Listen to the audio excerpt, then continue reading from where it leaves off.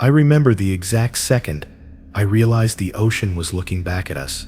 It wasn't panic at first, just a slow tightening in my chest as the lights outside the viewport faded into something darker than black. On my first night shift aboard the submarine, I was handed a laminated card with 11 strange rules meant to keep us alive, and I laughed until I broke one of them without even knowing it.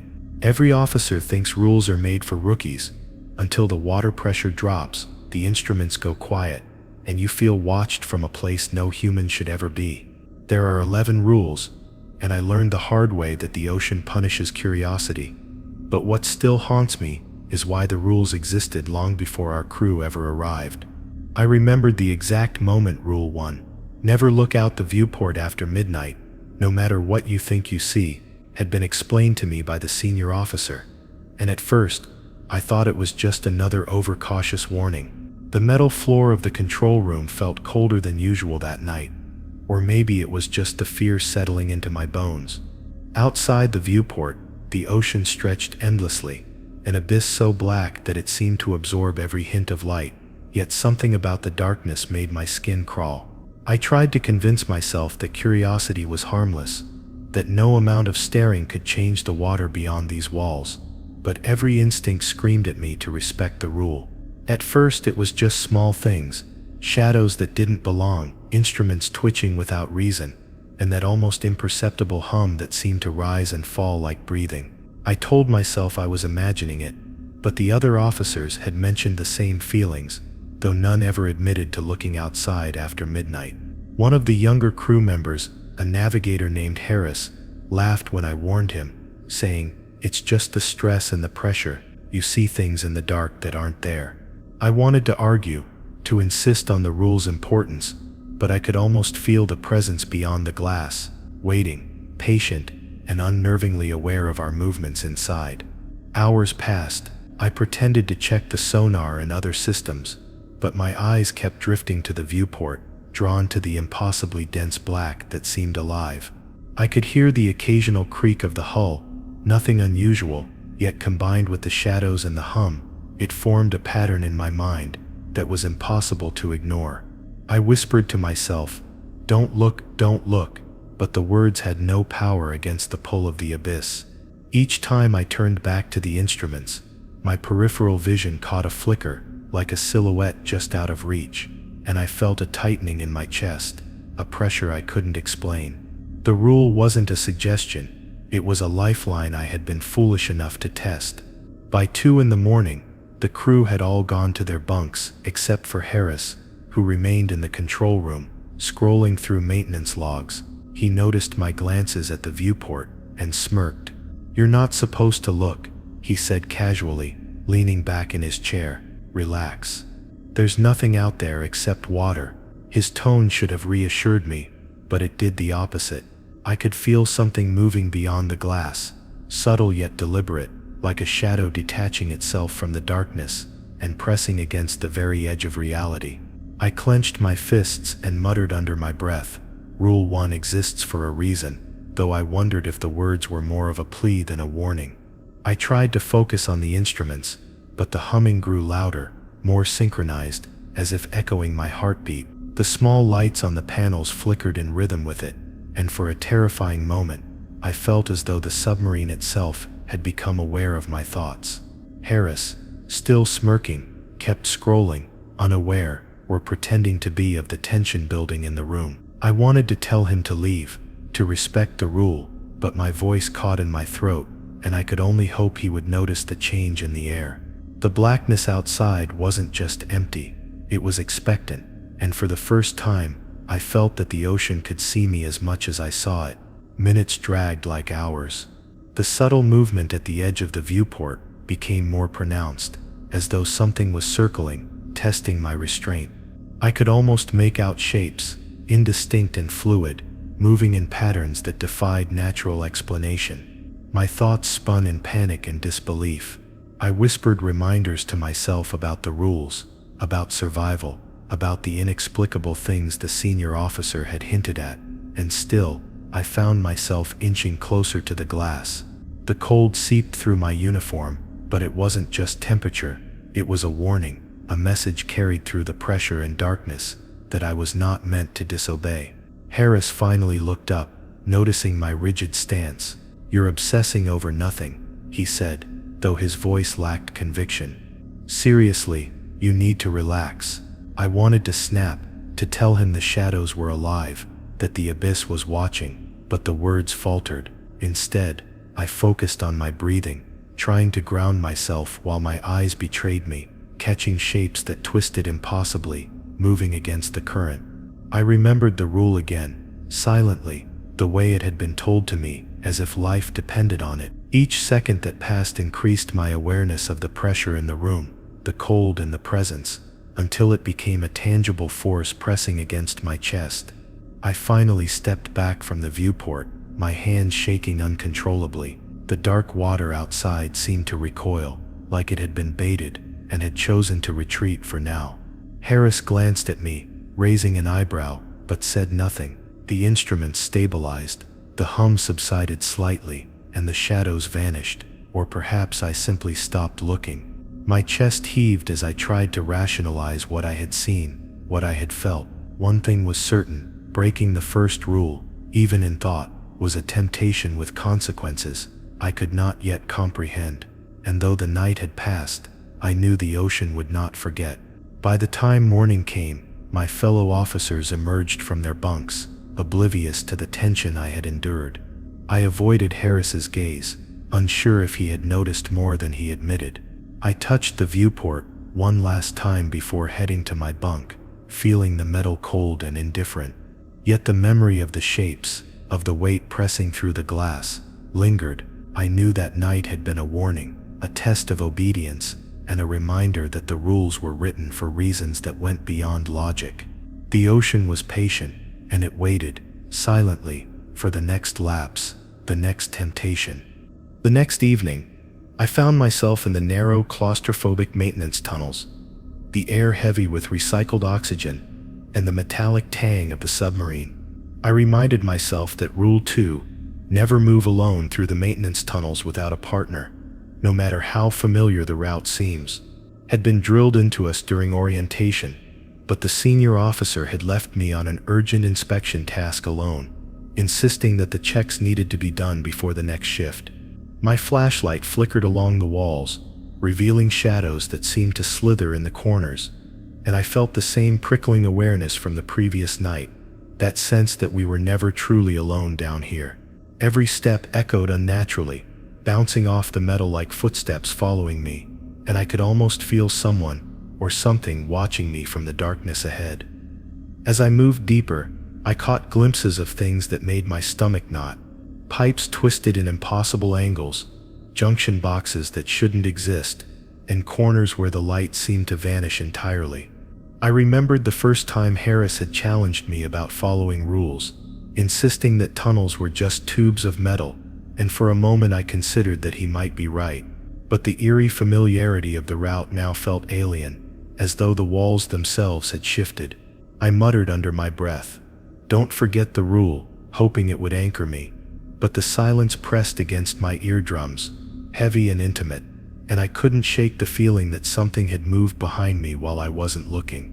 I tried to keep my focus on the routine inspection, cataloging valves, conduits, and pressure monitors, but the further I went, the more the tunnels seemed to stretch beyond reason. What was a short route to the ballast pumps suddenly felt endless, twisting into angles that should have been impossible. I caught myself turning my head too quickly, scanning corners, listening for signs of other crew members, and then the unmistakable sound, a slow, deliberate movement, as if someone or something was matching my steps. My hands gripped the flashlight tighter, and I whispered, "Stay calm, just follow the rule," knowing that venturing alone in these tunnels had always been a boundary between order and chaos. At one junction, I found a hatch slightly ajar, though I was certain it had been closed hours before. The shadows inside the maintenance crawlspace seemed deeper than the rest of the tunnel, almost absorbing the dim light from my torch. I debated calling for backup, but a sudden thought hit me. If I did, I would have to explain why I was here alone, why I hadn't insisted on a partner, and the weight of breaking the rule pressed on me more than the darkness itself. My pulse raced as I listened to the soft hum of the submarine systems, which now seemed discordant, vibrating in a way that suggested something else was moving through the metal veins alongside me.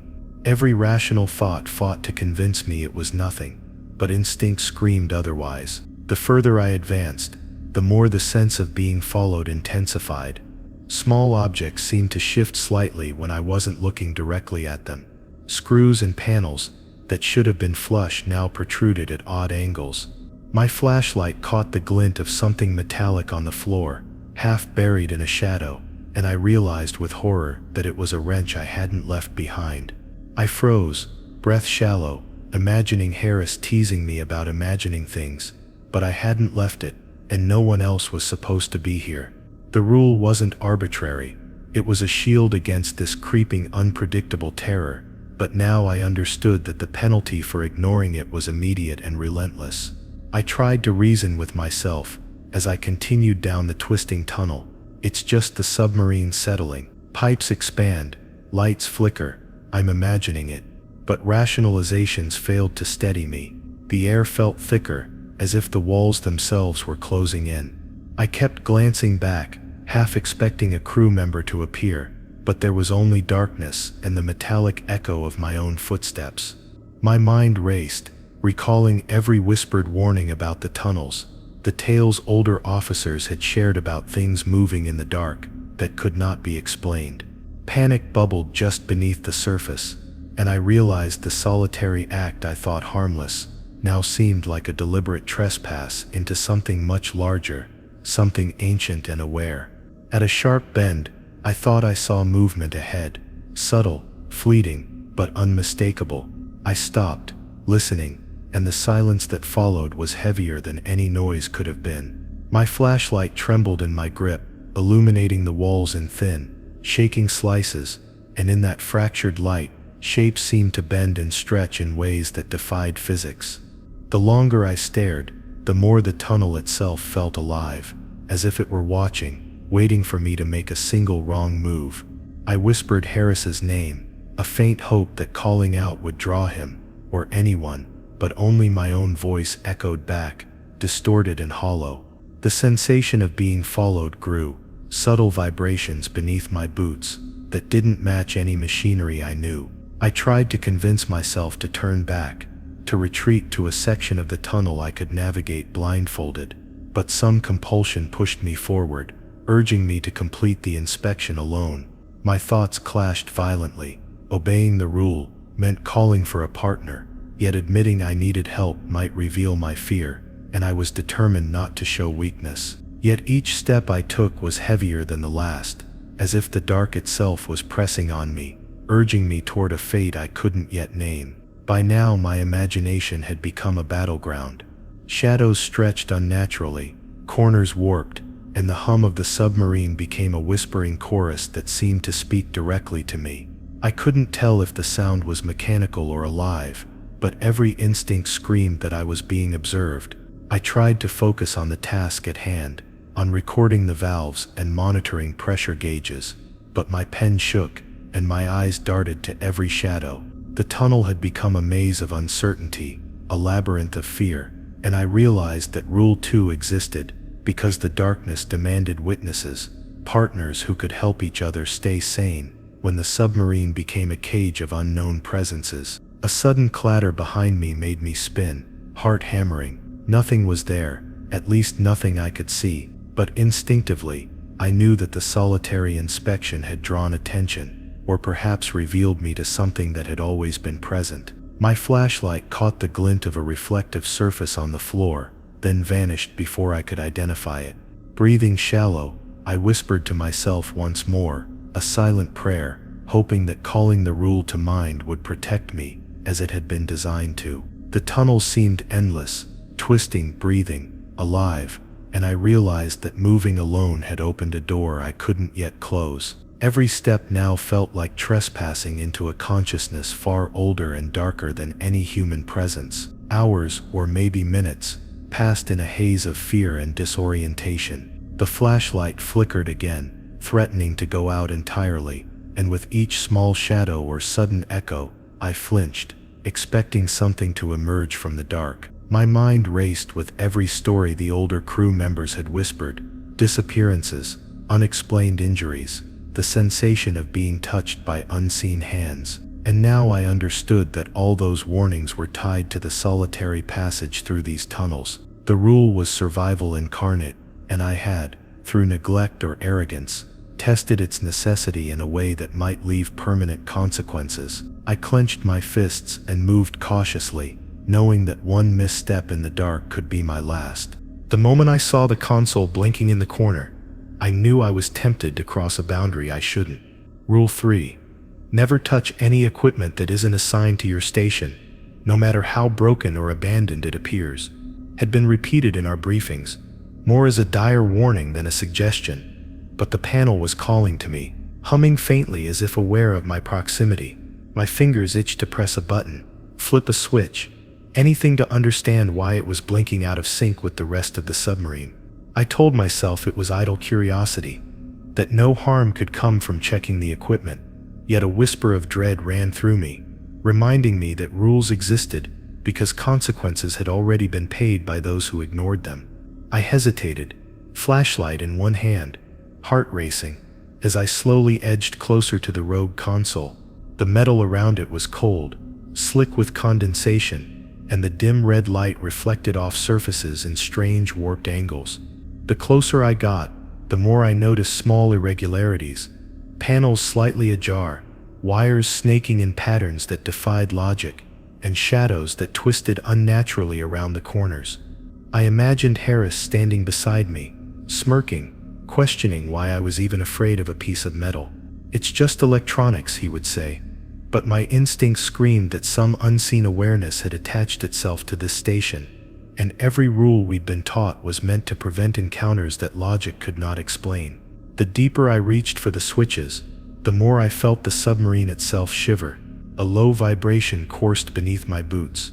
Not mechanical, not consistent with the hum of the engines, but deliberate, alive.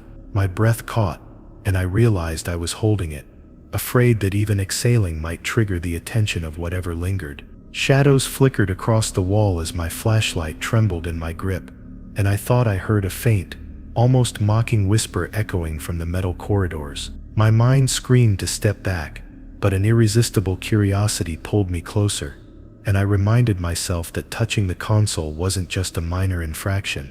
It could unravel everything we thought we understood about safety and survival in these waters. I took a deep breath and let my fingers hover above the buttons, remembering every story older officers had shared about crews lost to mistakes, so simple they seemed inconsequential. The legends spoke of technicians and divers who had ignored similar warnings, and while many laughed them off, the memory of the vanished remained vivid, etched into the submarine's shadowed corridors. I tried to reason with myself, reciting every logic I could. Nothing alive should exist here. The panel was abandoned. The blinking was probably just a short. Yet the hair on my arms rose as I sensed a presence behind me, unseen but pressing, patient, and silently judging my intent. The rule existed for a reason, and my hesitation alone felt insufficient to shield me. As I stepped closer, the flickering of lights intensified, reflecting off the metal in ways that made the walls seem to twist inward. Every instinct screamed that I should stop, that touching the console would cross a threshold I could not return from. I imagined Harris walking past, laughing again, mocking my fear. "You're overthinking this," I could almost hear him say, but the echo carried a hollow, unnatural tone that made me doubt if it was really his voice. The shadow at the edge of my flashlight seemed to pulse with anticipation, and my stomach nodded, warning me that the equipment might not be inert, that the submarine's very steel could be manipulated by something unseen, waiting for the moment I reached out. I swallowed hard and took another step, my foot catching on a cable that hadn't been there moments before. Panic surged as the cable resisted, pulling me slightly off balance, and the lights above flickered in rapid succession. The panel's hum changed pitch, a subtle warble that made my skin crawl, and I realized with horror that my proximity alone had provoked a reaction. I wanted to turn back, to retreat to my station, to obey the rule, but a strange fascination rooted me in place. Each second stretched, a torturous reminder that disobedience didn't announce itself with alarms.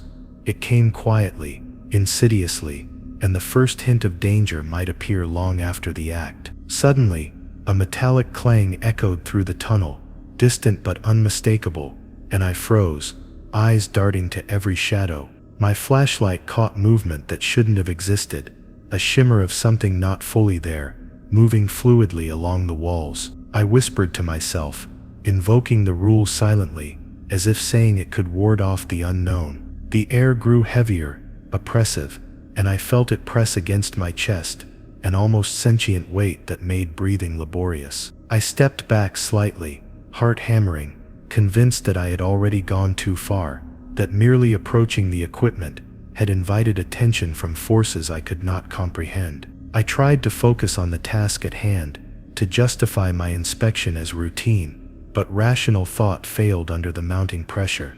The corridor seemed to stretch, the shadows elongating as if alive, responding to my hesitation. My flashlight flickered again, casting distorted reflections that turned familiar angles into grotesque shapes. My hands shook as I gripped the metal railing for balance, every nerve screaming that one wrong movement would provoke the attention of whatever lurked in the submarine's hidden corners. I thought of every crew member who had brushed off rules like this, their disappearances now cautionary tales, whispered among the remaining officers, and I realized that curiosity here was dangerous in ways that reason could not predict. Minutes, or was it hours, passed in torturous slowness. Each shadow and flicker became more pronounced, more deliberate, as if the darkness itself were teaching me a lesson in fear. I recited the rules silently once more, feeling a slight steadiness return to my limbs, though the oppressive sensation remained. I considered leaving,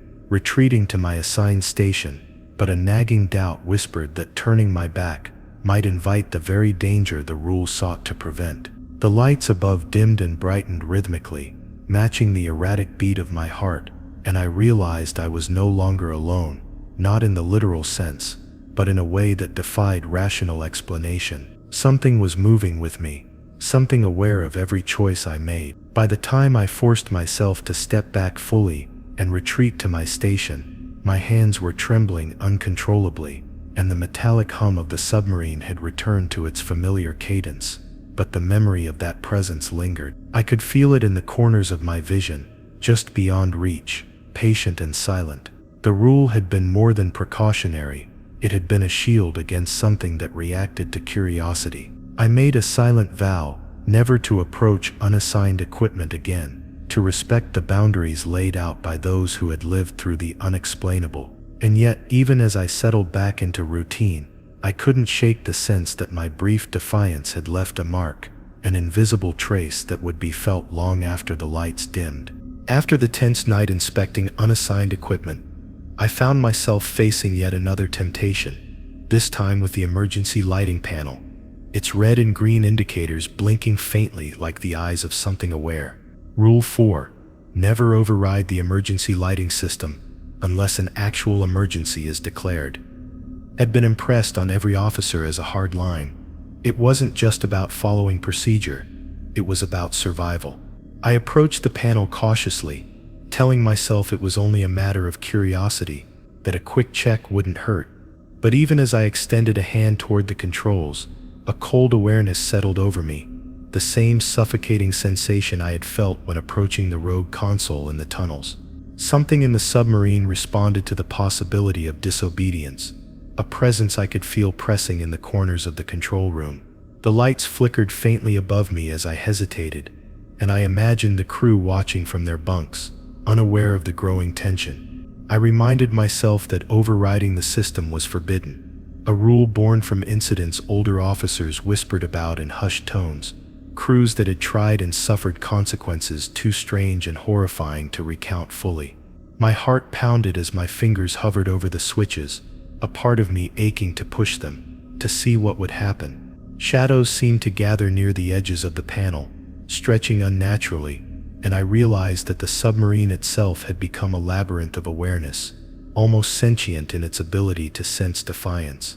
The more I thought about disobeying, the more the room seemed to constrict, narrowing the space in which I could breathe comfortably. I took a step back, hoping to regain some rational control, but the lights flickered again, and this time it felt deliberate, like a warning. I whispered to myself, recounting every story of crews who had ignored the rule, who had pressed switches or toggled circuits out of boredom or curiosity. Their fates were never fully explained, and the silence that followed their mistakes was heavier than any noise the submarine could make. I tried to rationalize that it was only a mechanical fault, that nothing supernatural existed, but the pressure against my chest, the way the metal seemed to hum differently in the shadowed corners, told me otherwise. There was a reason the rule existed, and ignoring it had consequences far beyond a mere reprimand. The corridor beyond the control room seemed darker than usual, the red emergency lights casting elongated, grotesque shapes that danced along the walls. My flashlight caught brief, fluid movements at the edge of my vision, and my stomach tightened in instinctive fear. Even though I was alone, I could feel eyes, countless, patient and unyielding, watching from the shadows. My fingers twitched over the switches, but I knew that engaging them without an actual emergency could invite attention from whatever lingered within the submarine's metal veins. I whispered the rules silently, a fragile talisman against the unknown, but deep down I feared that this time, the warning alone might not be enough to protect me. Harris had appeared briefly in the doorway, smirking as usual, his tone teasing. "You're not thinking of flipping those, are you? It's just lights," he said. But I noticed something off in his eyes, a subtle tension I hadn't seen before. He leaned against the frame, silent for a long moment, and I realized he too felt the pressure that the submarine now seemed to exert. The lights above flickered again, and for the first time, I noticed shadows that didn't align with the geometry of the room, like something hidden behind the walls was moving in deliberate patterns. Every instinct screamed that the rule was more than a safeguard. It was a contract between the crew and the unknown, one that could not be broken without consequence. I slowly moved away from the emergency panel, every step measured and deliberate, yet the sensation of being followed persisted. The hum of the submarine, once mechanical, now had a subtle cadence, a rhythm that seemed to sync with my heartbeat. Shadows twisted and leaned into the narrow angles of the control room, waiting, patient. I whispered reminders of the rule under my breath, trying to convince myself that knowledge and caution could stave off what was coming. The longer I stayed near the panel, the heavier the air felt, pressing on me in a way that made every breath a conscious effort.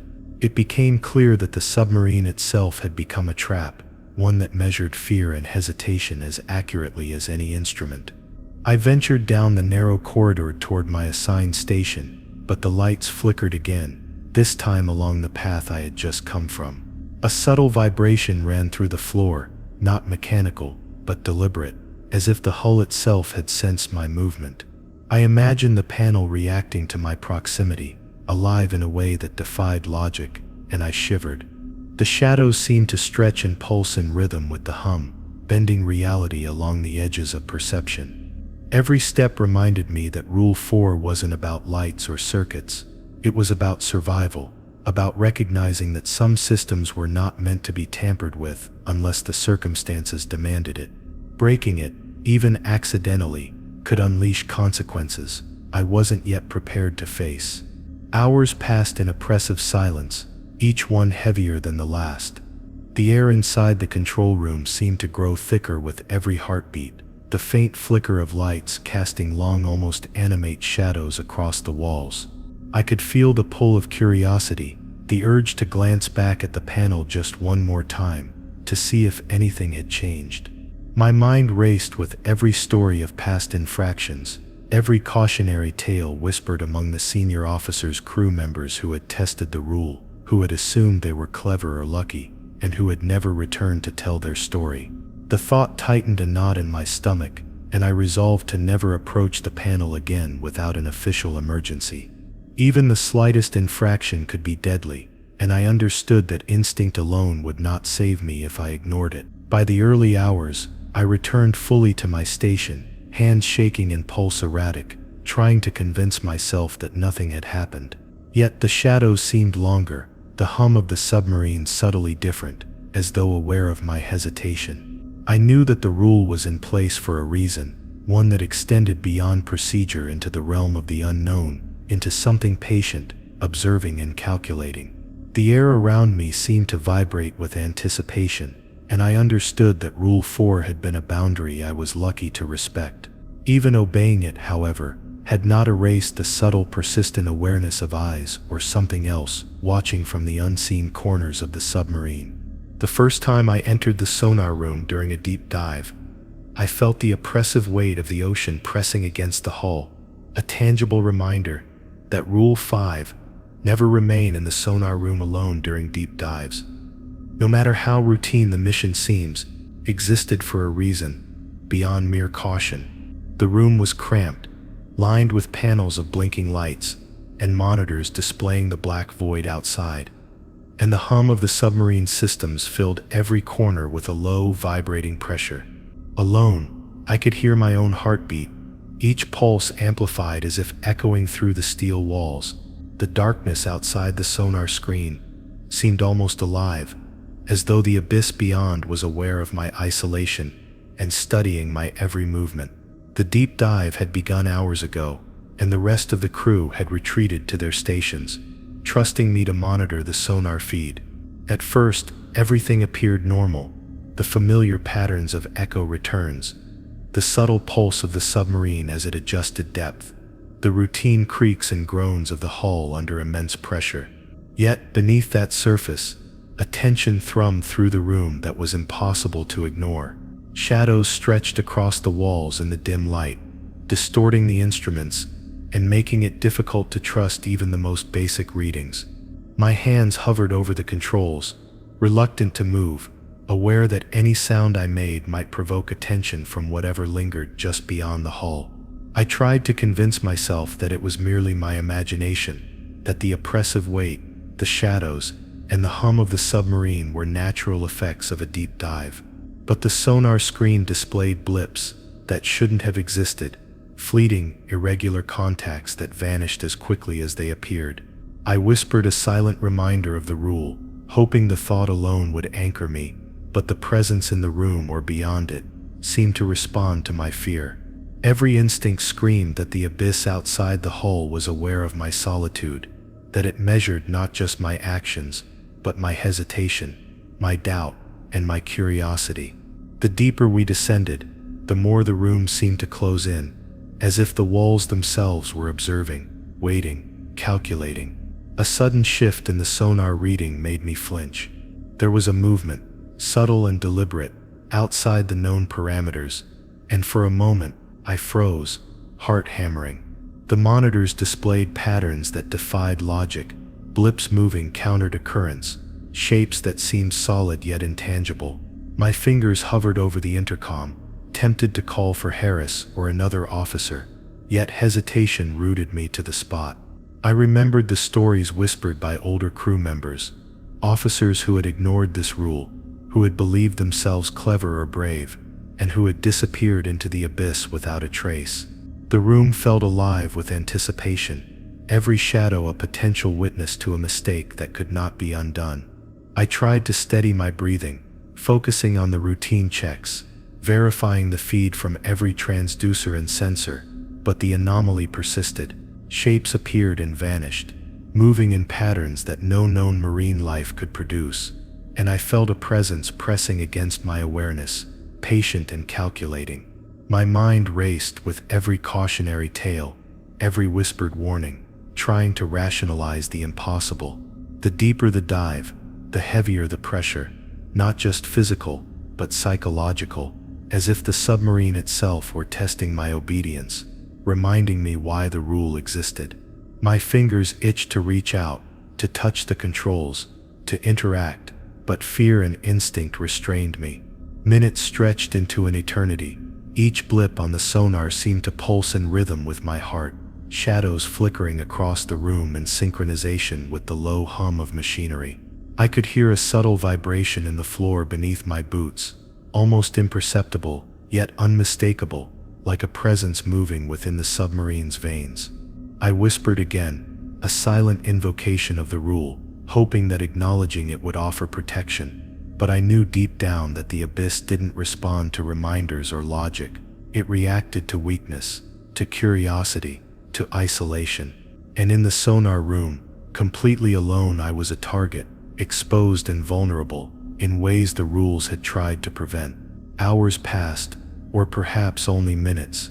I had lost all sense of time. The blinking lights of the monitors became hypnotic, reflecting off the walls in fractured patterns that made the room appear to twist and stretch.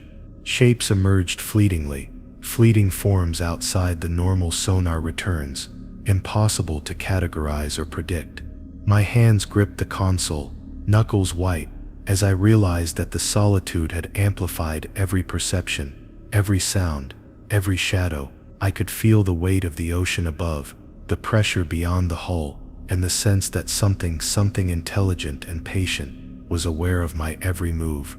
The rule was not merely procedural, it was a shield against the unknown, and breaking it would carry consequences too terrible to imagine. The fear was relentless, gnawing at my focus, making routine tasks impossible. Every blip on the screen seemed to pulse with intent. Every shadow seemed to reach out from the corners of the room. I could feel my pulse in my ears, a steady drum of terror that matched the rhythm of the submarine's vibrations. I whispered Harris's name softly, half hoping for company, half fearing the confirmation that I was truly alone. The isolation was suffocating, a tangible weight pressing down on me as if the very walls were alive, monitoring, judging. One wrong movement, one lapse of attention, could allow the presence beyond to cross the boundary the rule was designed to protect. By the time the rest of the crew returned, the anomaly had disappeared, or perhaps I had simply lost the ability to perceive it correctly. My body trembled, hands slick with sweat. As I stepped away from the console, the room seemed to exhale, a subtle release of tension, though the oppressive awareness lingered. I understood now why the rule existed, why no officer should ever be left alone in the sonar room during deep dives. The consequences of isolation were not mechanical or procedural, they were psychological, supernatural, and immediate. Even obeying the rule could not entirely erase the lingering sense that we were never truly alone, that the abyss outside and the shadows within watched patiently, waiting for the next moment of curiosity or weakness. The first time I had to inspect the torpedo bay during a silent patrol, the weight of the ocean felt different, heavier, more deliberate, and Rule 6, never enter the torpedo bay alone, no matter how secure or empty it seems, rang in my mind like a siren I could not ignore. The hatch creaked as I descended, the metal cold and slick under my gloved hands, and shadows stretched along the walls, seemingly independent of the dim lighting. The air smelled faintly of oil and metal, but beneath that, a subtle undertone hinted at something else, something waiting, aware of my every motion. I had gone alone before, confident in my experience, but the oppressive silence of the bay now made me question every assumption I had ever held.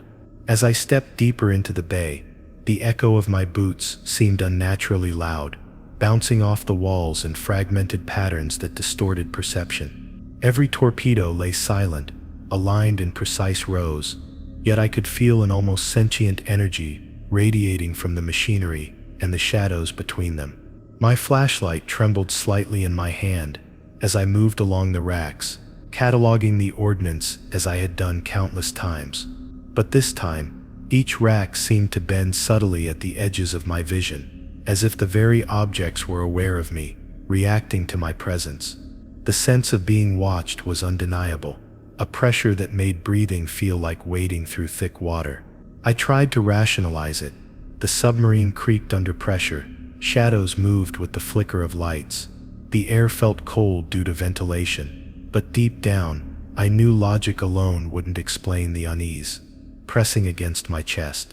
Every instinct screamed that Rule 6 was more than a precaution. It was a barrier against something far older and more observant than any human crew member. I whispered to myself, recalling the senior officer's grave warning, trying to anchor myself in reason. Yet every sound, subtle vibrations along the floor, shifting shadows along the walls. The quiet hum of the torpedo systems made my skin crawl. There was no one else with me, and that realization tightened the knot in my stomach like steel. Halfway down the bay, I noticed a subtle irregularity. A torpedo rack seemed slightly ajar, bolts misaligned where they shouldn't be. My pulse quickened, and I debated whether to inspect it more closely, but the rule echoed in my mind. Alone, I could not risk provoking whatever presence lingered in the shadows. Yet curiosity is a cruel companion, whispering that knowledge might be gained, that understanding the anomaly could prevent future incidents.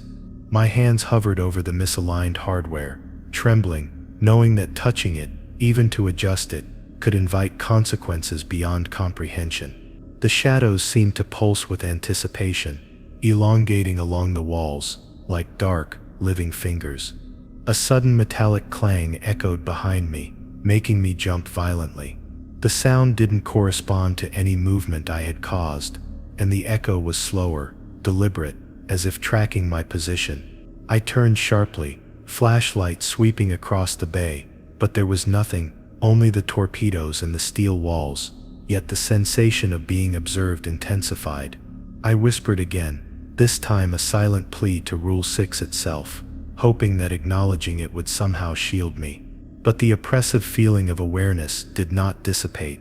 If anything, it pressed harder, settling into my chest and limbs, making every movement slow, measured, like a predator watching prey, deliberate over its fate. Time seemed to stretch unnaturally. The shadows bent around corners that should have been straight. The hum of the submarine grew subtly discordant, vibrating at a frequency I hadn't noticed before. I remembered older crew members' stories of torpedo bays, where officers had ventured alone and vanished without trace, the metal hulls, cold and indifferent to their absence. I gripped my flashlight, moving carefully, but each step felt heavier, like trudging through water thicker than normal. My mind raced, debating whether retreat was safer than forward motion, each option carrying a potential cost I could not calculate.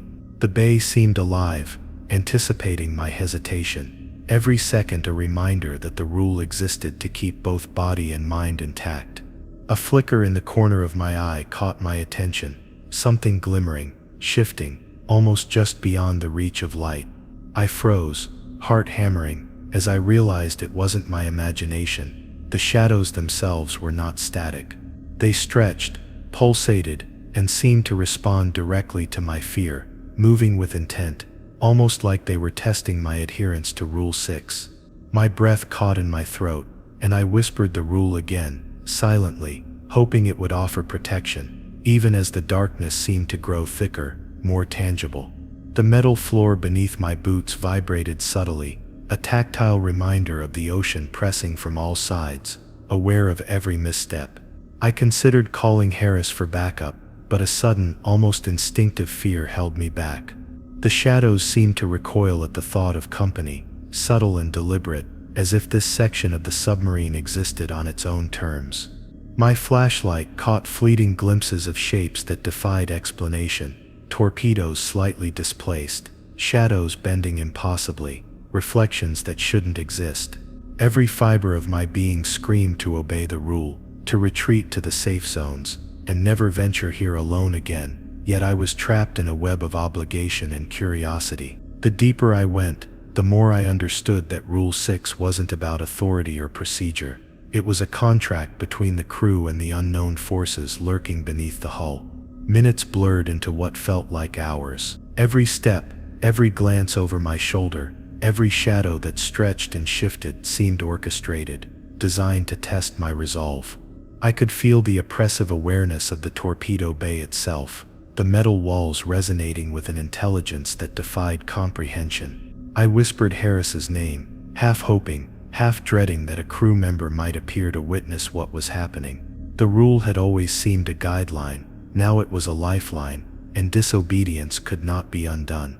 Even acknowledging it, even obeying it fully, did not entirely remove the sense that something waited patiently, just beyond perception, aware that I had been here alone. Finally, I retreated toward the hatch, every step measured, pulse racing, hands slick with sweat. The shadows seemed to shrink back slightly as I moved, the air itself easing its oppressive hold just enough for me to navigate safely. But I knew this relief was temporary. Rule 6 had been enforced, not merely by protocol, but by an awareness older and more calculating than any human officer. Even as I ascended towards safer corridors, I could feel the memory of the bay pressing on me, a lingering threat that would remain with me long after I returned to routine duties. The ocean outside, the metal around me, and the shadows in the corners, all were witnesses, patient and watchful, ensuring the rules endured. As we plunged deeper into the abyss, a low, insistent chime resonated through the submarine, tugging at every nerve in my body. Rule 7. Never ignore the hull pressure alarms, no matter how minor they seem, had been repeated in every drill and briefing, always accompanied by stern warnings from senior officers who had survived close calls. And yet now, hearing it for the first time in a real situation, I realized how fragile our metal cocoon truly was.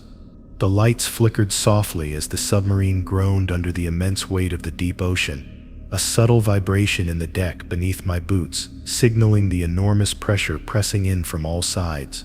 My hands instinctively gripped the console, fingers hovering over the override switches, but I knew from experience that tampering, hesitation, or disbelief could invite disaster faster than any depth gauge. I scanned the readings, noting that the pressure differential was slight, almost negligible, yet the alarm persisted, insistent and precise. I whispered the rule under my breath, a fragile mantra to steady my racing thoughts. The walls seemed closer than usual, shadows pooling unnaturally around the edges of the control room, reflecting the red alert lights in distorted patterns. The hum of machinery, always a constant presence, now sounded discordant, vibrating through my chest in a rhythm that matched my heartbeat. I could feel the presence of the deep pressing against the hull, silent but aware, waiting to see whether I would treat the alarm as routine or give it the attention it demanded. Even minor fluctuations felt monumental in the crushing depths, and I realized the rule was not about ignoring data. It was about acknowledging forces beyond our comprehension. I tapped the console repeatedly, checking sensor integrity and cross-referencing data with the sonar feed, but the alert remained, persistent and unyielding. My pulse quickened as I remembered older officers' warnings. Crews who ignored these warnings had paid in ways that defied logic, disappearing into the dark or returning to recount fragmented memories of what should have been impossible.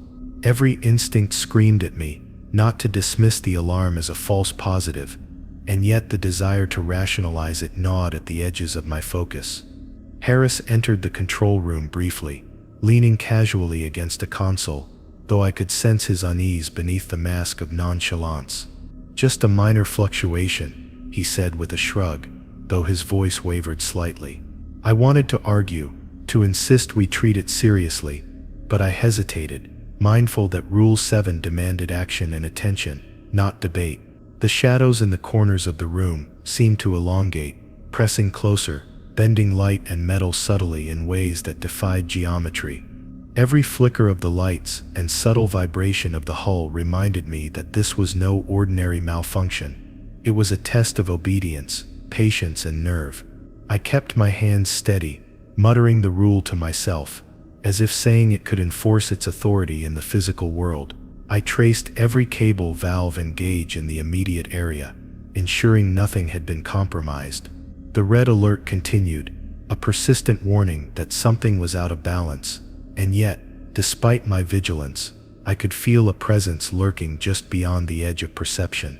Shadows moved fluidly along the walls, bending in impossible ways, like they were reacting to my focus on the alarms. I whispered the rule silently again, and the sound of my own voice seemed to reverberate, almost in recognition, through the metal corridors. Every instinct I had accumulated from years underwater screamed that ignoring the rule was a temptation with consequences far beyond explanation. Minutes stretched unbearably, each second amplifying the tension as the hull groaned under increasing pressure. The lights flickered once more, throwing long, impossible shadows along the consoles and walls. My breathing was shallow, deliberate, each inhale and exhale measured to maintain composure. The alarm's tone seemed to pulse in rhythm with the submarine itself, a living entity that responded to my actions and hesitation. I could feel the eyes, or something akin to awareness, of the abyss pressing in, observing whether I respected the boundaries set by Rule 7. My hand hovered above the emergency override panel, knowing that a single poorly considered action could amplify the danger rather than mitigate it. A sudden jolt ran through the submarine, slight but unmistakable, causing my pen to roll across the console. I froze, heart hammering, realizing that the pressure outside was not simply physical but reactive, as if aware of our internal movements and misjudgments. I whispered the rule once more, attempting to anchor myself, to remind my body that obedience to these guidelines could be the difference between survival and disaster. The lights flickered again, longer this time, and the shadows in the corners seemed to pulse, almost like a living heartbeat. Every instinct told me to stay calm, to respond carefully, but the fear was relentless, gnawing at every rational thought and filling the room with a suffocating anticipation. I moved deliberately to the nearest bulkhead valve, cross-checking readings, ensuring all systems were responding normally. Despite my careful actions, the alert persisted, like a patient sentinel reminding me that the ocean outside, and the rules we were taught, held more authority than any human hand. The shadows continued to shift, and the hull's vibrations changed subtly with every breath I took. It was clear that this was no minor anomaly. The deep was testing me, measuring my respect for Rule 7 and my ability to act under pressure. Even acknowledging the rule, even taking corrective action, did not erase the sense that the submarine itself and the abyss surrounding it was aware of my every decision. Hours seemed to pass as I monitored every gauge, recalibrated sensors, and observed the subtle interplay of shadows and light. I realized the importance of the rule fully. It wasn't just about ignoring alarms or taking action. It was about understanding that beneath the ocean's weight, there were forces patient enough to wait, to test, and to punish. My hands shook despite my best efforts to remain steady, and the subtle hum of the submarine seemed to amplify every shadow, every vibration, every sense of being watched. Even as the alert gradually normalized, I knew the lesson had been etched into my awareness. Rule 7 was not procedural, it was existential, a thin line between safety and something I could not yet name.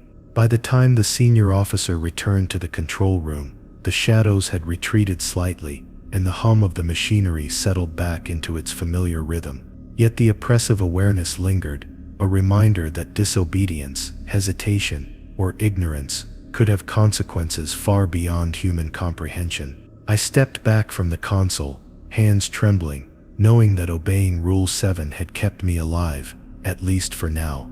And as I glanced out at the black abyss beyond the hull, I realized that the deep would not forget my vigilance, nor would it forgive any lapse in attention. The dim lighting of the submarine barely illuminated the narrow corridor leading to the ballast tanks, and every instinct screamed that I shouldn't be there alone.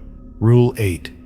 Never venture near the ballast tanks alone during night shifts, no matter how routine the inspection seems, had been repeated like a mantra during our orientation. But exhaustion, and the pressing need to verify the system, pushed me forward despite my fear. The metal walls echoed every movement, and the slight hum of the pumps sounded almost sentient, a pulse beneath the hull that seemed to watch, to wait. My flashlight caught brief reflections along the pipes and valves, but shadows stretched and warped in ways that defied logic, making me doubt the reliability of both my eyes and the floor beneath me. As I descended toward the tanks, the air grew heavier, carrying a faint metallic tang that made my stomach churn. The dim glow of the emergency lights cast long, distorted shadows that flickered across the walls, and I could feel the weight of isolation pressing in from every direction. Every step was deliberate, measured, as I reminded myself of the rule, attempting to anchor my fear in the discipline it demanded. Yet, even as I moved carefully, I noticed subtle irregularities, pipes misaligned slightly, water droplets forming at unnatural angles, faint vibrations that did not correspond with the pump's rhythm. It was as though the submarine itself was alive, aware of my solitary presence, and testing my respect for Rule 8. The deeper I moved, the more the shadows seemed to gather and pulse in time with my heartbeat. I caught glimpses of shapes at the edges of the light, fleeting movements that vanished when I blinked. My hands gripped the flashlight tighter, and I whispered the rule silently, hoping the reminder would protect me. But I could feel something unseen pressing closer. The ballast tanks, meant to regulate depth and buoyancy, now felt like sentinels in a dark, breathing labyrinth, each valve and pipe a watchful eye. Even routine inspections were terrifying here, not because of mechanical failure, but because the isolation magnified every sound, every shadow, every instinctive sense that I was being observed. I paused at the first tank, checking pressure gauges and valve positions, but a subtle shift of air made the hair on my arms rise. The lights flickered, and for a moment, the shadows seemed to bend and stretch, reaching toward me, testing boundaries I had no right to ignore. I realized that the ballast system, though mechanical, could be a conduit for something far less tangible, something patient and intelligent. My mind raced with stories older crew members had whispered: night inspections gone wrong, officers vanishing while alone, the tanks themselves becoming places of inexplicable fear and entrapment. Every instinct told me that I needed to remain vigilant, to respect the rule, and yet the terror in the confined space made it nearly impossible to focus solely on my task. I carefully verified each valve, noting minor fluctuations in pressure that didn't correspond to standard readings. My pulse quickened, and I could feel an almost physical pressure against my chest, a sensation that the submarine was aware of my solitary presence. Shadows twisted along the walls in ways that defied geometry, and I had to repeatedly remind myself that obeying the rule, never being alone near these tanks, was my only protection. Every breath I took seemed to reverberate, every small sound amplified as if the space itself were alive, observing, testing. The ballast tanks, though silent, radiated a presence, a patient awareness that seemed to grow as I worked, monitoring my every hesitation. Suddenly, a faint clatter echoed from deeper within the tank corridor, startling me. My flashlight swung toward the noise, illuminating nothing, yet I could feel the presence of something just beyond the light. The shadows stretched unnaturally, bending as if responding to my movement and anxiety. I whispered the rule once more, a fragile talisman, but the oppressive weight of solitude made it difficult to remain calm. My hands trembled as I adjusted a valve, aware that a single mistake or lapse in attention could draw the attention of something far beyond human comprehension. The isolation magnified every heartbeat, every minor sound, every flicker of light, until the corridor itself felt like a living entity, patient, observing, and silently judging. Minutes, or perhaps hours, passed in a torturous haze as I continued the inspection. The faint hum of the submarine and the subtle vibrations of the pumps became a rhythm, almost like a pulse in the darkness, keeping time with the shadows that danced along the walls. My flashlight revealed fleeting glimpses of distorted reflections, shapes that appeared solid for only a moment before dissolving into darkness. The deeper I went, the more I understood that Rule 8 was about more than protocol. It was about respecting the unseen forces that permeated the submarine's hull, the abyss beyond, and the shadows that clung to every corner.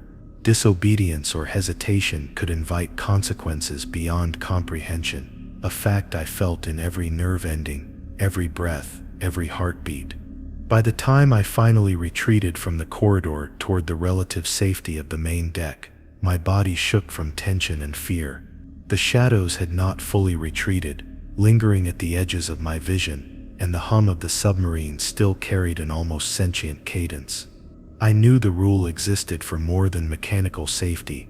It was a boundary between order and something much older, deeper and patient. Even following it fully did not remove the sense that the ballast tanks, the submarine, and the surrounding ocean were aware of my every action. and as I glanced once more at the dim corridor, I realized that venturing alone, even cautiously, had left a lingering mark, one that would follow me through every subsequent night shift. The narrow metallic corridor leading to the auxiliary ventilation shafts seemed colder than usual, carrying an unnatural draft that made the fine hairs on my arms stand on end. Rule 9. Never open the auxiliary ventilation shafts without a partner present, no matter how minor the blockage appears, had been ingrained into every officer from day one. But exhaustion, duty, and the pressing need to clear a minor airflow obstruction pushed me toward it. The shafts themselves were barely wide enough for a single person, twisting and snaking through the submarine's steel skeleton like veins, carrying stale air and the faint tang of lubricants. Every step I took toward them felt heavy, deliberate, and amplified by a growing sense that something unseen watched my progress, measuring my adherence, or my curiosity. As I approached the first shaft, the dim emergency lights cast twisted shadows across the walls, each one seemingly bending and pulsing in response to my movements. The metallic hum of the submarine intensified slightly, vibrating through the floor and hull, and I realized that every breath and heartbeat echoed unnaturally, amplified by the confined space. My hands rested on the vent cover, feeling the cold steel beneath my gloves, and I whispered the rule to myself, attempting to anchor my awareness in the discipline it demanded. Yet even as I mentally recited Rule 9, the edges of the corridor seemed to warp, shadows elongating and bending in ways that defied logic, making the familiar passage feel alien and hostile. I pried the vent slightly, feeling resistance that seemed heavier than necessary for such a minor blockage. The moment the cover shifted, a subtle rush of cold air escaped, carrying with it a faint whisper, almost like breath.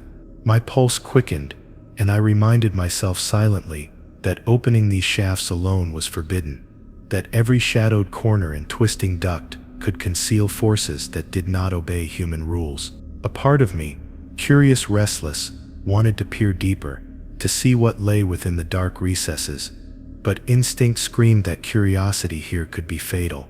The shafts, so routine in daylight, or with a partner, now felt like portals into an unknown, patient intelligence, waiting for a misstep or lapse in vigilance. As I extended my flashlight deeper into the ventilation shaft, the beam caught glimpses of twisted reflections, metallic glints that seemed almost deliberate. Shapes moved briefly at the edge of perception, and each flicker of light created the illusion of hands or figures shifting along the walls. I whispered the rule again, hoping that acknowledgement could act as a shield, but the oppressive sensation of being observed did not relent. My fingers itched to reach further, to push past the obstruction, but every instinct screamed that alone, I was vulnerable, a target for whatever resided in the shadows between the ducts. Even the mechanical hum of the ventilation system now seemed irregular, pulsing subtly, almost like a living heartbeat in rhythm with my own. The further I attempted to probe, the heavier the air seemed to become, as though the shafts themselves exhaled a dense pressure meant to warn or repel intruders. I noticed faint, irregular vibrations along the ductwork, too subtle to be purely mechanical, and my heartbeat thudded in sync with them. Shadows bent impossibly along the edges of my flashlight, flickering in a rhythm that mimicked subtle predatory movements. I realized with dawning horror that the rule existed for more than protocol. It was a safeguard against the unseen, against presences that measured fear, hesitation, and isolation with unnerving precision. My pulse quickened as the shadows seemed to stretch toward me, almost in recognition of my solitary breach. A soft metallic clatter echoed faintly from deeper within the ducts, too deliberate to be a coincidence. My flashlight beam swung to catch the source, but the shaft was empty, or at least appeared to be. Still, the oppressive sensation persisted, as though the very metal was aware of my actions, monitoring my compliance with Rule 9. I whispered Harris's name softly, half hoping he might appear, half dreading the confirmation that I was truly alone. The shadows reacted subtly to my voice, elongating and pulsing in ways that defied physics, creating the impression that the ducts themselves were alive, waiting for a mistake or hesitation to exact consequences I could not yet comprehend. Minutes, or was it hours, passed in torturous silence, the shaft's darkness seemingly stretching endlessly before me. The faint vibrations of the ventilation system grew irregular, echoing through the metal walls in a rhythm that mirrored my racing pulse. My flashlight revealed fleeting glimmers of impossible shapes, some solid, some insubstantial, dancing just beyond the reach of light. I gripped the vent cover, every nerve taut, realizing that this was no ordinary obstruction, no routine maintenance task.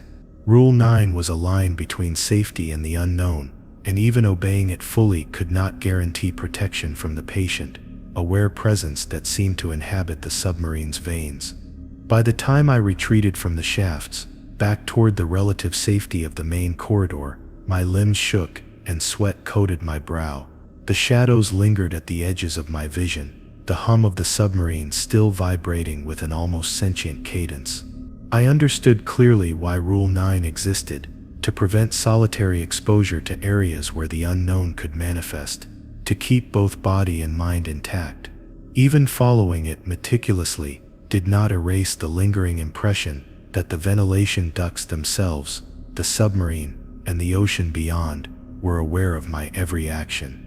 And as I glanced once more at the twisting, darkened shafts, I realized that my solitary inspection, even cautious, had left a subtle mark, one that would follow me into every future night shift. The descent into the Mariana Trench was unlike any other mission I had experienced.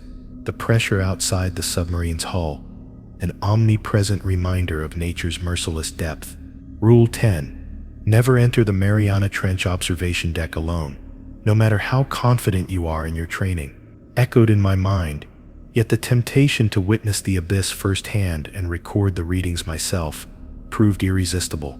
The observation deck was a narrow, circular chamber with thick, reinforced viewports, designed for 1 or 2 crew members at a time, and the faint red glow of emergency lights cast everything in an eerie, otherworldly hue.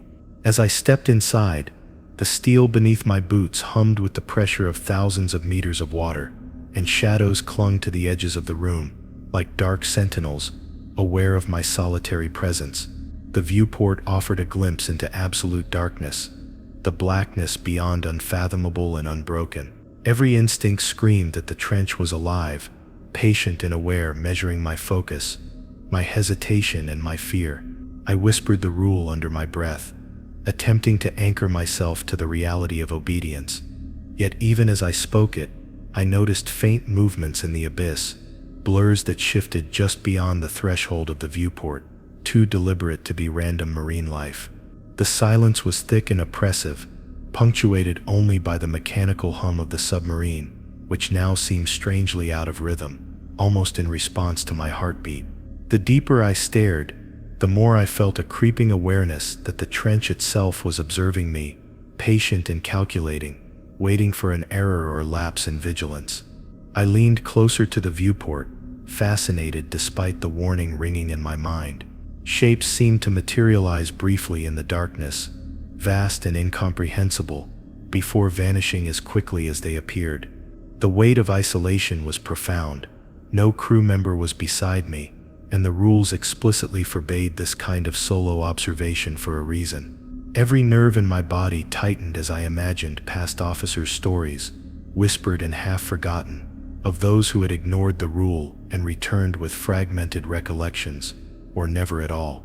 Even obeying the rule was no guarantee of safety. Simply stepping into the deck alone was enough to awaken something patient and vigilant, a presence that seemed to sense fear, curiosity and hesitation alike.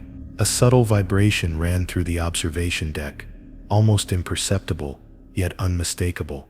My pulse spiked as the viewport seemed to ripple faintly, like a mirage, and I realized that the pressure outside was not uniform. It shifted and pulsed as though the trench itself had awareness.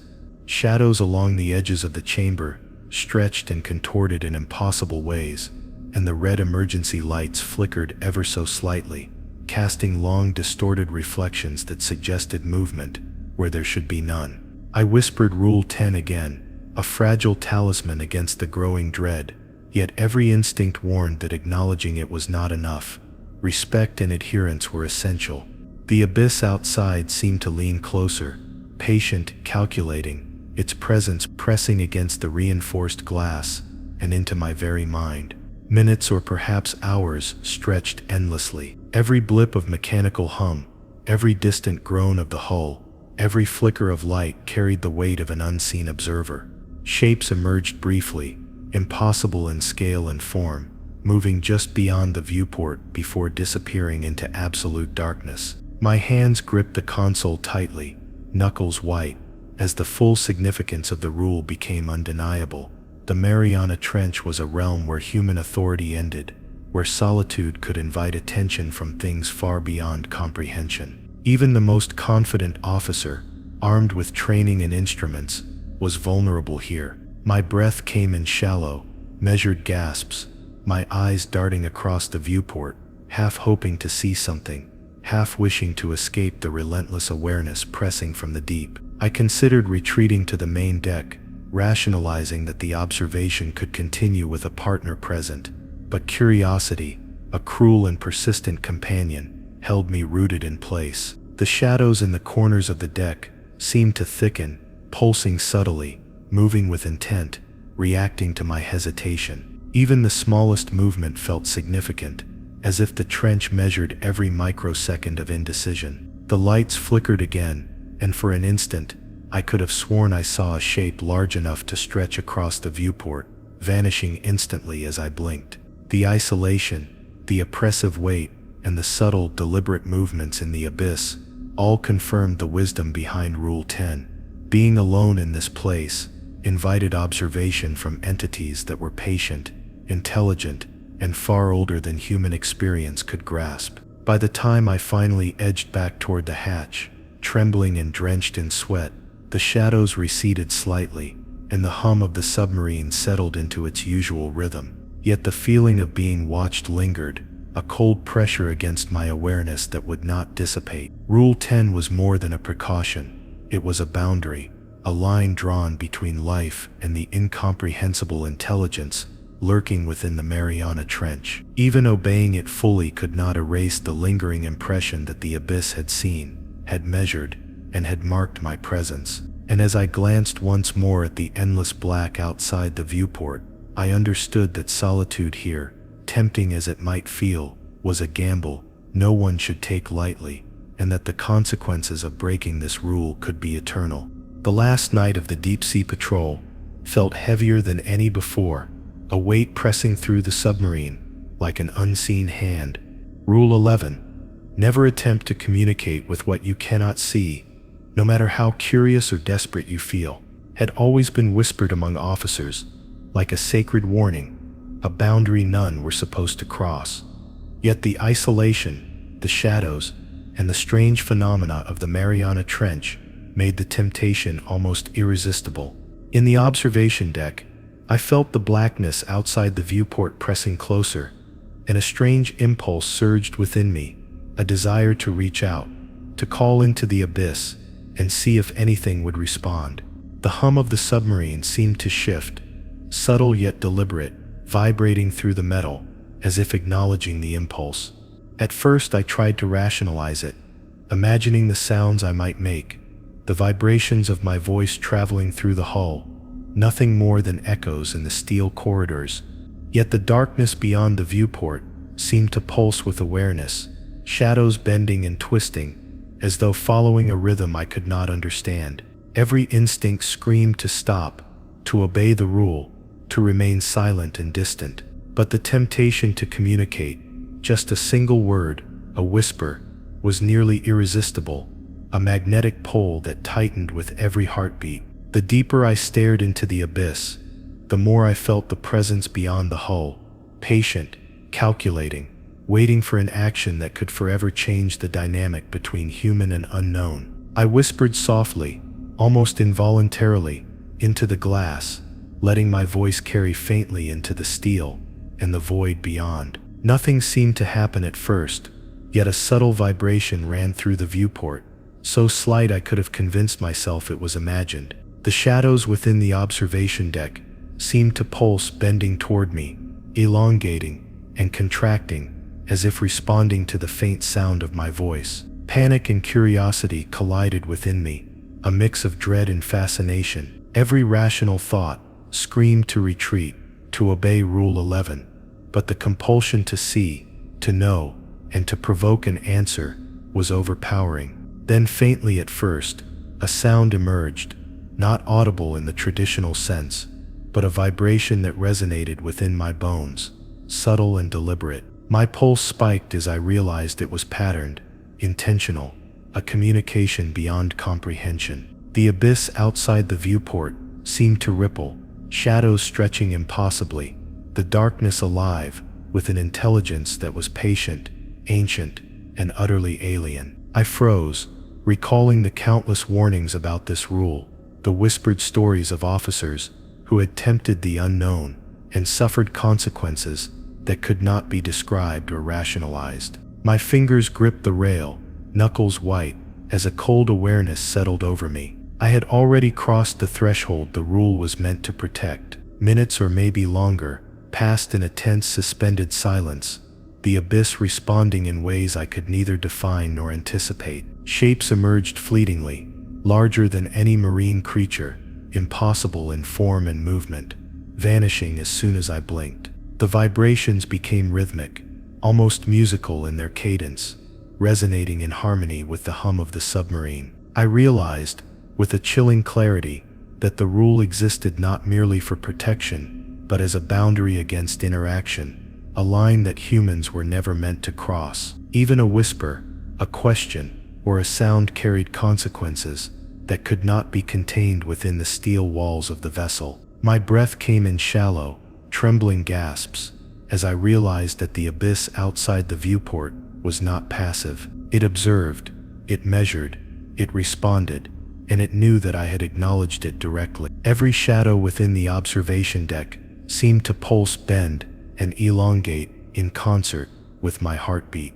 The knowledge that I had broken Rule 11 filled me with a dread so profound it anchored itself physically in my chest. Fear mingled with fascination, a cruel cocktail that made it impossible to step away, impossible to retreat fully. I was both observer and participant, bound by the consequences of curiosity and human limitation. I attempted to step back, to retreat from the viewport, but my legs trembled uncontrollably, my vision darting to every shadow, every reflection, every subtle bend of light across the deck. The vibrations grew stronger, the blackness outside the viewport seemed to pulse more insistently, and the whispers of air currents within the submarine took on an almost sentient tone. I realized painfully that Rule 11 had not merely been a guideline, it had been a lifeline, and in this moment, I understood why the rule was final, why no other precaution, no matter how diligent,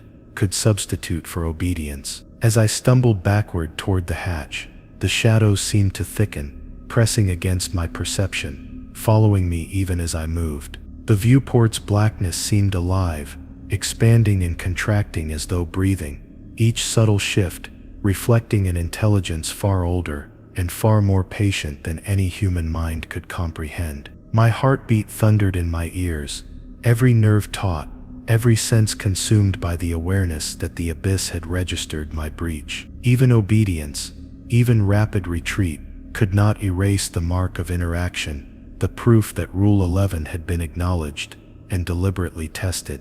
Finally, I reached the relative safety of the main deck, sweat slicking my brow, body trembling from both fear and adrenaline. The shadows retreated only slightly, but the sense of being observed, measured, and marked persisted, lingering like a shadow within my mind. Rule 11 had been violated, if only briefly, yet the consequences were not immediate, subtle, or understandable. They existed on a scale beyond comprehension. I knew, in a bone-deep way, that the abyss outside, the submarine itself, and the darkness within were aware of me, patient, calculating, and unyielding. Even as I leaned against the rail, gasping for composure, I understood that some boundaries were never meant to be crossed, and that some rules existed to remind us of forces that would never forgive human curiosity. And as I glanced back at the viewport, at the endless black expanse of the Mariana Trench, I realized with icy certainty that what I had awakened was still watching, waiting, and would never forget my presence. If you enjoyed this story, like, share, and subscribe for more.